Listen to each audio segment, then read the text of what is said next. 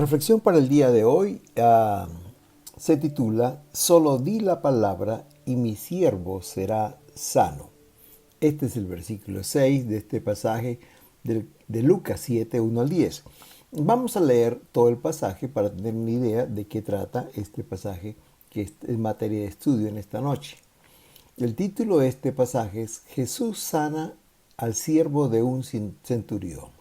Y dice así: Después que hubo terminado todas sus palabras al pueblo que le oía, entró en Capernaum.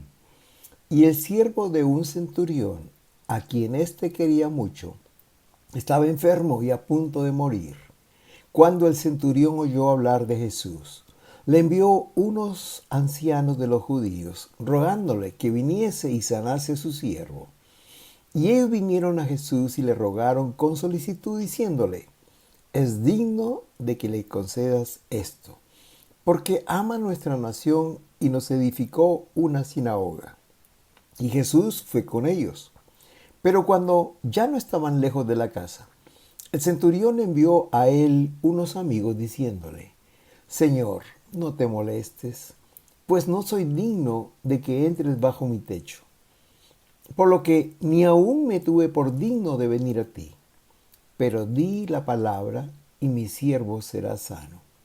Porque yo también soy hombre puesto bajo autoridad, y tengo soldados bajo mis órdenes, y digo a este ve y va, y al otro ven y viene, y a mi siervo haz esto y lo hace. Al oír esto, Jesús se maravilló de él, y volviéndose dijo a la gente que le seguía: os digo que ni aun en Israel he hallado tanta fe. Y al regresar a casa, los que habían sido enviados hallaron sano al siervo que había estado enfermo. Es interesante, queridos hermanos, es una preciosa lectura. El versículo 1 dice que después que Jesús terminó de enseñar, entró en Capernaum.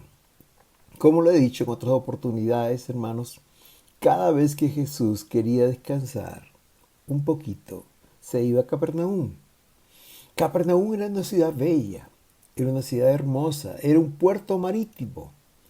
Era una ciudad que abundaba en pescadores. La pesca era el oficio más famoso en esa ciudad. Era hermosa realmente, ubicada al noroeste del mar de Galilea, que realmente no es un mar, es un lago realmente. Y ahí está ubicada esta preciosa ciudad de Capernaum, muy atractiva. Yo diría excelente para descansar. Hermanos, a veces necesitamos en nuestra vida un lugar de descanso donde podamos ir las veces en que estamos cansados. Durante los casi 31 años ministrando en Colombia, había encontrado una ciudad donde hay una iglesia nazarena, por supuesto, que las veces que quería descansar iba para allá. Y los hermanos eran tan buenos, tan amables, pero lo que quería era estar solo y descansar un poco, renovar fuerzas. Yo creo que para Jesús esta ciudad era importante, era la ciudad que él necesitaba. Jesús tuvo un ministerio de solo de 3 años, tan intenso. Me imagino lo cansado que estaba a veces. Él se levantaba muy temprano, iba a un lugar oscuro, desierto, y ahí oraba, se encontraba con su Padre. En otras oportunidades iba al monte y pasaba la noche orando. Y durante el día estaba enseñando, predicando y sanando. Y él necesitaba, en su humanidad, porque él fue un perfecto hombre también, descansar. Como dije, esta ciudad era muy atractiva, excelente, pero había un ingrediente más. Ahí vivían 5 de sus discípulos en esta ciudad. Estaba Pedro, Juan y Jacobo. Como algunos dicen, este trío, Pedro, Juan y Jacobo, eran el círculo íntimo de Jesús. Eran sus amigos más cercanos, pero también en esta ciudad vivía Andrés, su hermano de Pedro, y Mateo el publicano. Y como allí vivían varios de sus amigos cercanos, había suficientes razones para visitarla. Ahí estaba Jesús en esta ciudad. Hay otros comentaristas que dicen que realmente fue el centro de operaciones, Capernaum, para Jesús. Se le ve saliendo de Capernaum y entrando a Capernaum, pasando tiempo ahí, pero siempre ministrando.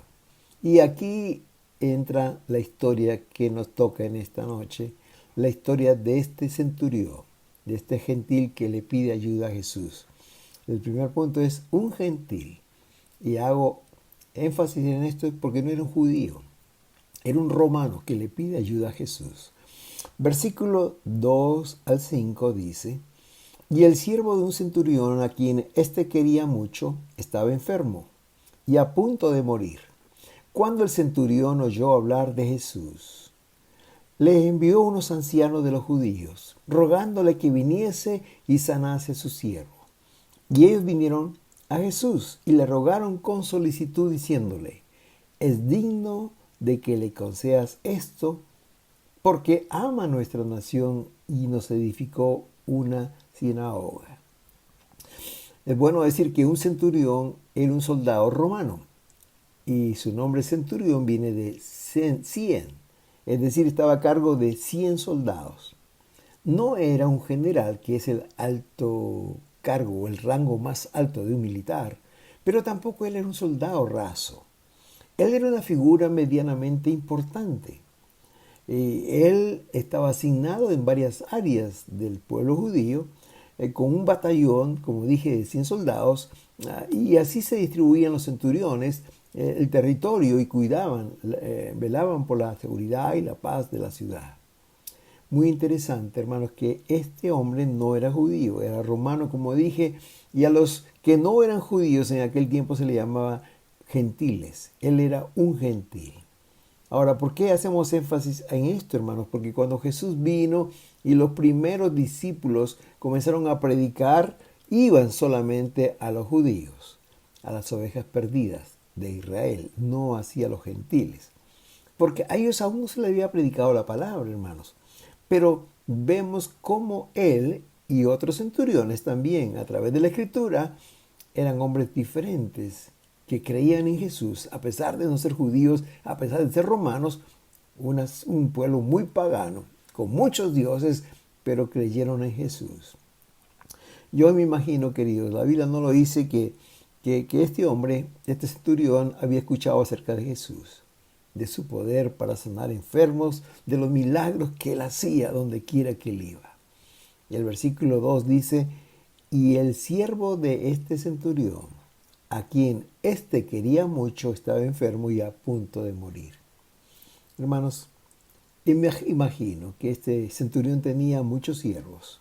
La palabra siervos aquí en el original es la palabra doulos, que realmente significa esclavo. Un siervo era un esclavo. Y en aquella época, hermanos, la esclavitud era algo normal. Especialmente la gente que tenía recursos económicos tenían esclavos. Y eso era lo normal. No había nada de extrañar en aquel tiempo. Recuerden, cuando Pablo estaba escribiendo los Efesios, él hace recomendaciones a varias personas, y entre ellos a los esclavos, y les dice ahí en Efesios 6:5: esclavos, obedezcan a sus amos aquí en la tierra. Y les dice: obedezcan con mucho respeto y sinceridad, como si estuvieran obedeciendo a Cristo. Eso significa que había esclavos en la congregación que tenían quizás amos que no conocían a Jesús. Recuerdan de Onésimo, de quien habla la carta a Filemón. Él era un esclavo de Filemón. Filemón era un hombre pudiente, un hombre rico. Y Pablo le pide que lo reciba otra vez, porque en un tiempo atrás lo había defraudado. Y Onésimo se fue lejos, pero Pablo escribe la carta a Filemón, la carta que lleva su nombre, y se la entrega a Onésimo para que se la lleve a Pablo. Y en esa carta le decía: recíbele como si fuera yo mismo. Y cualquier deuda que él tenga contigo, ponlo en mi cuenta, que yo te lo pagaré. Onésimo era un esclavo. El esclavo del centurión estaba muy enfermo y muy cerca a morir, dice este versículo. Estaba grave. Quizás ya estaba moribundo. Y aquí encontramos, hermanos queridos, una de las primeras características de este hombre, este centurión. Dice el versículo 2: lo quería mucho. Hermanos, este militar, este centurión, era diferente. Porque generalmente los militares eran personas muy rudas. Eran personas casi insensibles al dolor humano. Y casi como que eran diferentes, hermanos. Pero aquí nos dice de este hombre que había sido preparado realmente para la guerra y convivía generalmente con la muerte. Dice este verso que quería mucho a su esclavo. Por eso él intercedió por él y por eso él llamó a Jesús. Me llama la atención, hermanos, que este centurión se compadecía del dolor de su siervo, de la enfermedad que padecía este hombre. El centurión sin duda era un hombre diferente. No solamente era muy sensible a las cosas espirituales porque llamó a Jesús, fue en busca de él, sino que tenía un gran corazón. Realmente, por eso dice el versículo 3 que cuando el centurión oyó hablar de Jesús, le envió unos ancianos de los judíos rogándole que viniese y sanase a su siervo. Esto muestra realmente, estos dos versículos, el 2 y 3, muestran cómo era este hombre. ¿Saben por qué, hermanos queridos?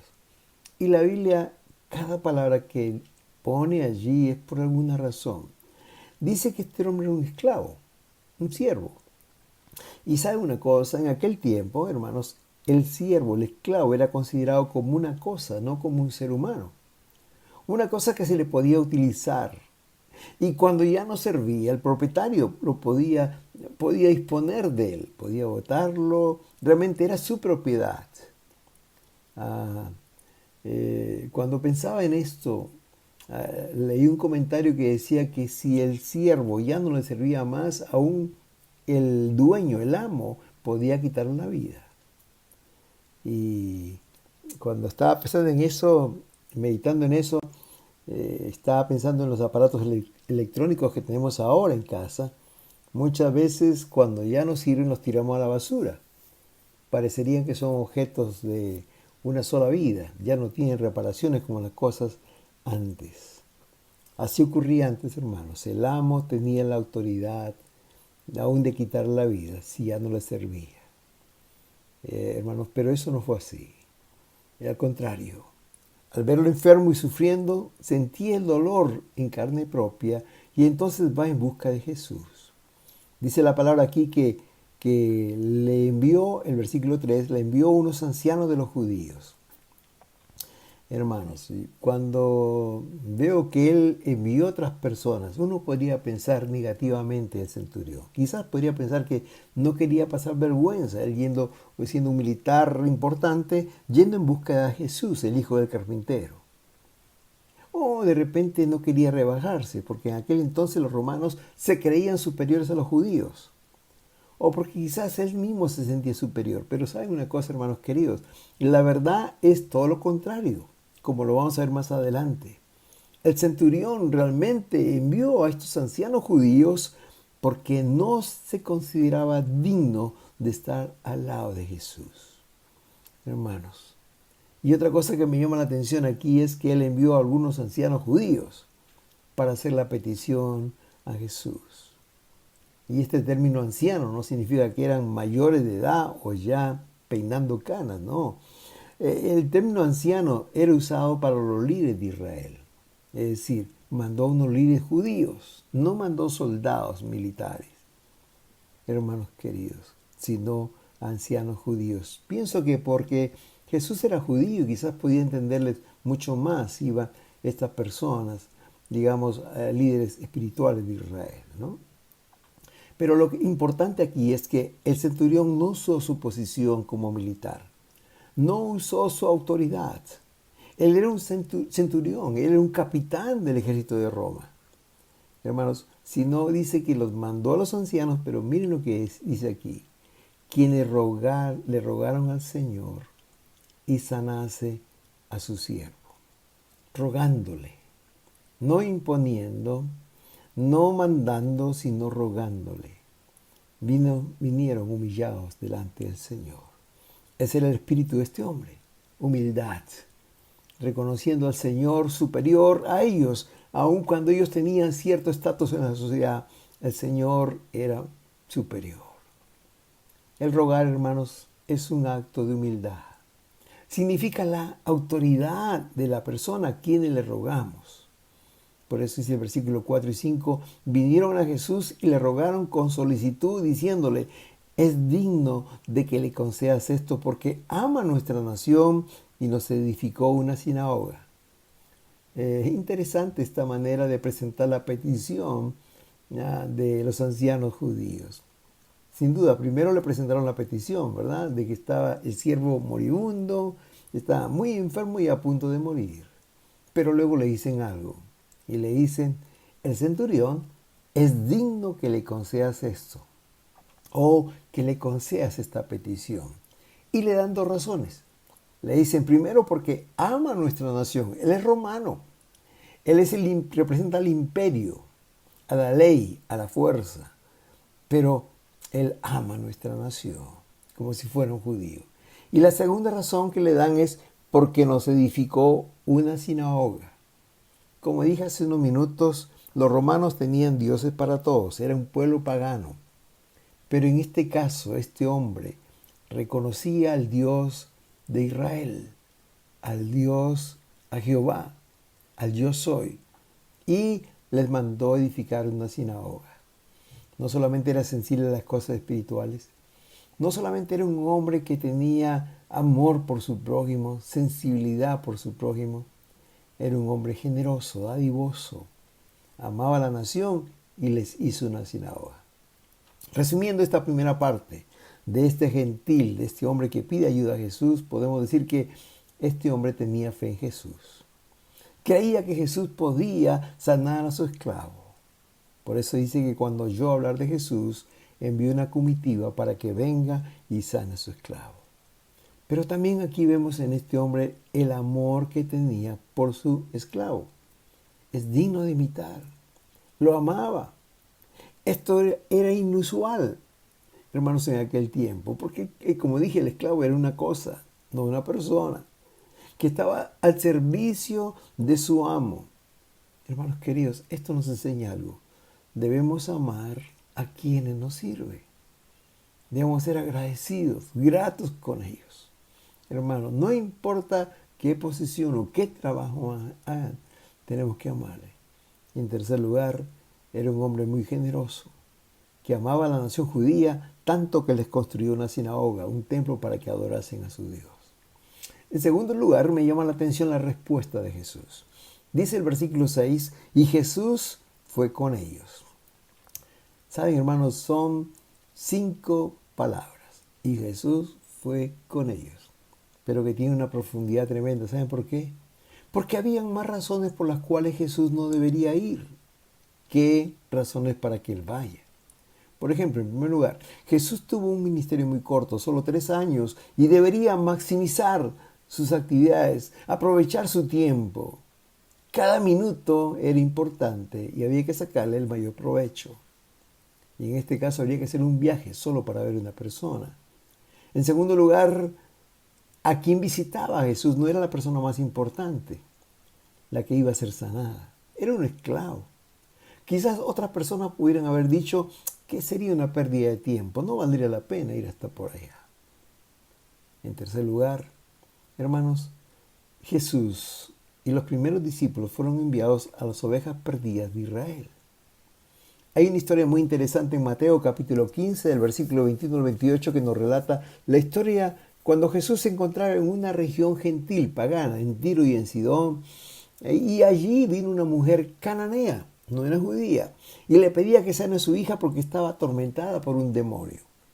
Jesús ni le respondía, parecería como que no escuchaba y la mujer hablaba fuerte, le clamaba, ayúdame, ten misericordia de mí.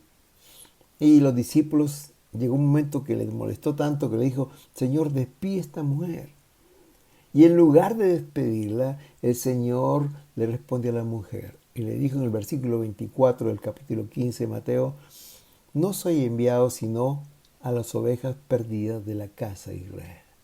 Es decir, no he sido enviado todavía a la gente que no son judía, sino a las ovejas perdidas de la casa de Israel. Y le dijo, no es justo dar el pan a los perritos o a las personas que no lo merecen. Y esta mujer le dijo, Señor, pero aún yo estoy dispuesta a comer la migaja que caen de la mesa de los hijos. Y dice que el Señor le dijo, grande es tu fe, hija, conforme a tu fe te sea hecho, y sanó a su hija. Pero me llamó la atención donde le dijo, no soy enviado sino a las ovejas perdidas de la casa de Israel. Y tanto la mujer cananea como el centurión, perdón, era uno romano y otro cananeo, no eran judíos. Sin embargo, Jesús fue. Y en cuarto lugar, en aquel tiempo, hermanos, no estaba permitido a un judío entrar en la casa de un gentil porque inmediatamente se contaminaba. Se creía que el gentil era una persona inmunda y no podía un judío entrar a su casa si no se contaminaba también. Pero es hermoso ver que aun cuando había muchas razones para no ir, dice el verso 6, y Jesús fue con ellos. Hermosa lección para nosotros. ¿Y sabes por qué Jesús fue? Porque dice Salmo 34:18, que cercano está Jehová a los quebrantados de corazón. Y Él salva a los contrictos de espíritu. El Dios que tenemos no es un Dios lejano, es un Dios cercano. Pero Él está cerca no de cualquier persona, no, sino a los quebrantados de corazón. Y Él ayuda, Él está con aquellos que tienen un espíritu contrito, humillado delante de Dios. Por su parte, Isaías 57:15 dice, porque así dijo el alto y sublime, el que habita en la eternidad y cuyo nombre es santo. Dios dijo esto, yo habito en la altura y la santidad, pero también con el quebrantado y humilde de espíritu, para hacer vivir el espíritu de los humildes y para vivificar el corazón de los quebrantados. Aunque el Señor habita en la altura, en la santidad, hermanos, dice que Él también habita con el quebrantado y humilde de espíritu. Razón tenía David cuando escribió el Salmo 51, en el versículo 7 él dijo esto, al corazón contrito y humillado no despreciarás tú, oh Dios. Y Dios no podía despreciar a este hombre que creía en Él. Un hombre que aún no siendo judío tenía una fe grande. Y hermanos, la Biblia dice en Hebreos 11:6, sin fe es imposible agradar a Dios. El que quiere acercarse a Dios debe creer que existe y que premia a los que sinceramente lo buscan. Sí, Dios premia a los que sinceramente le buscan con todo el corazón. Querido, un corazón quebrantado, un corazón humilde, un corazón con fe en Jesús. Hermanos, mueve la mano de Dios. Jesús fue con ellos al ver que este siervo estaba agonizando, hizo caso a la petición. Y en tercer lugar y último lugar, veamos la fe de este centurión. Dice el versículo 6, pero cuando ya no estaban lejos de la casa, el centurión envió a unos amigos diciéndole, Señor, no te molestes, pues no soy digno de que entres bajo mi techo. Interesante. Lo que hizo el centurión, ya estaba muy cerca, Jesús estaba llegando a la casa y él envió ya no a ancianos judíos, tampoco a militares, ahora manda a unos amigos con este mensaje, Señor, no te molestes, por favor. Yo no soy digno de que entres bajo mi techo, no soy digno que vengas a mi casa.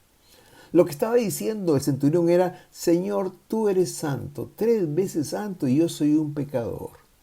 Yo no soy digno que entres en mi casa. Qué humildad, pero al mismo tiempo qué honesto, qué sincero. Veo en este hombre un hombre transparente. Reconoció delante de Dios su pecado. Parecidas a las palabras de Pedro. En una oportunidad cuando Jesús le prestó a Pedro su barca para subirse ahí en el mar y enseñar a la gente.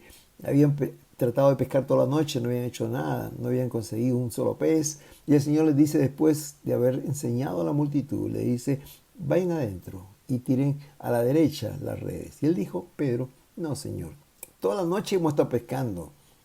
Pero como el Señor insistió, dijo, en tu nombre lo voy a hacer. Cuando lo hizo, no podía sacar la red llena de peces. Entonces dice Lucas 5:8, Pedro cayó de rodillas ante Jesús, diciéndole, apártate de mí, Señor, porque soy hombre pecador. Ahora, estaba comparando las dos expresiones, ¿verdad? No soy digno que entres en mi casa. O apártate de mí, Señor, porque soy un pecador. Y hay una gran diferencia. Pedro dijo esto después del milagro. El mérito del centurión es mayor porque lo dijo antes del milagro. Señor, yo soy un hombre pecador. Hermanos, cuando veo lo que dijo este hombre, veo que él pudo discernir más que sus discípulos quién era Jesús, que Jesús era el Hijo de Dios. Pero dijo algo más en el versículo 7. Él dice esto, le está testificando por qué no fue a verlo. Dice, por lo que ni aún me tuve por digno de venir a ti. Pero, haz una cosa, Señor, di la palabra y mi siervo será sano. Aquí explica realmente por qué no fue a verlo, ¿no? Porque no me tuve por digno de venir a ti, Señor. ¿Cuánto realmente podemos decir lo que dijo este hombre? Señor, tú eres santo, yo soy un pecador, no soy digno de ti. Y esto dijo y clamó dentro del profundo de su corazón, ayúdame. No, pero dijo algo más. Él dijo, di la palabra y mi siervo será sano. Porque yo también soy hombre puesto bajo autoridad y tengo soldados bajo mis órdenes. Y digo a este ve y va, y al otro ven y viene, y a mi siervo haz esto y lo hace. Con esta declaración el centurión nos enseña que en primer lugar conocía el poder de la palabra. Solo di la palabra, es suficiente. No necesito que vengas, solo di la palabra. En segundo lugar, conocía la autoridad de Jesús, porque le dice, yo soy hombre que tengo autoridad y ordeno que se haga algo y se hace. Pero tú eres la autoridad suprema, tú tienes toda autoridad. Y en tercer lugar, conocía el poder de Dios. Di la palabra y mi siervo será sano. Una palabra tuya es suficiente, porque solo tú eres todopoderoso. Me impacta la fe que tenía en Jesús este hombre. Por eso que el versículo 9 y 10 dice que al oír esto, Jesús se maravilló de él y volviéndose a la gente que le seguía, dijo, os digo que ni aun en Israel he hallado tanta fe. Y al regresar a casa, los que habían sido enviados hallaron sano al siervo que había estado enfermo. Hermanos, hermosas palabras que dice Lucas aquí. Al oír esto, ¿al oír qué? Di la palabra y mi siervo sanará. Dice que Jesús se maravilló. Hermanos, casi siempre sucedía lo contrario. La gente se maravillaba de los milagros de Jesús. Pero aquí sucede todo lo contrario. Jesús se maravilló de la fe del centurión, tanto que dijo que ni aún entre los suyos en Israel había hallado tanta fe. Como sucede siempre, Jesús premió la fe de este centurión. Y al regresar a casa, los que habían sido enviados hallaron sano al siervo que había estado enfermo. ¿Sabes por qué? Porque Dios honra a los que le honran. Porque Dios premia a aquellos que le buscan con todo el corazón. Aquí vemos, en primer lugar, un hombre rudo, un militar romano con un corazón sensible para las cosas espirituales y con un corazón sensible a la necesidad de su siervo. Su amor por su esclavo lo llevó a interceder ante el Señor Jesús e hizo todo lo que estuvo a su alcance para que este hombre fuera sano. Te pregunto en esta noche, ¿es tu corazón sensible a las cosas espirituales y a la necesidad de tu prójimo? ¿Estamos haciendo lo mismo?